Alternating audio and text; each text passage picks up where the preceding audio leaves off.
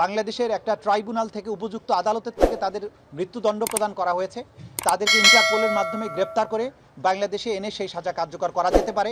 এই ব্যাপারে বাংলাদেশের স্বরাষ্ট্র মন্ত্রণালয়, পররাষ্ট্র মন্ত্রণালয় সম্মিলিতভাবে প্রয়োজনীয় ব্যবস্থা গ্রহণ করবেন। যে কোনো আদালতের আদেশের বিরুদ্ধে যদি আপিল করতে হয়, যেমন আমাদের এই মামলায় এই সাজার বিরুদ্ধে 30 দিনের মধ্যে আসামিরা চাইলে সুপ্রিম কোর্টে আপিল দায়ের করতে পারবেন। কিন্তু সেই আপিল দায়ের করতে হলে পলাতকরা কেউ করতে পারবেন না, কারণ পলাতক ব্যক্তির আইনগত কোনো অধিকার থাকে না।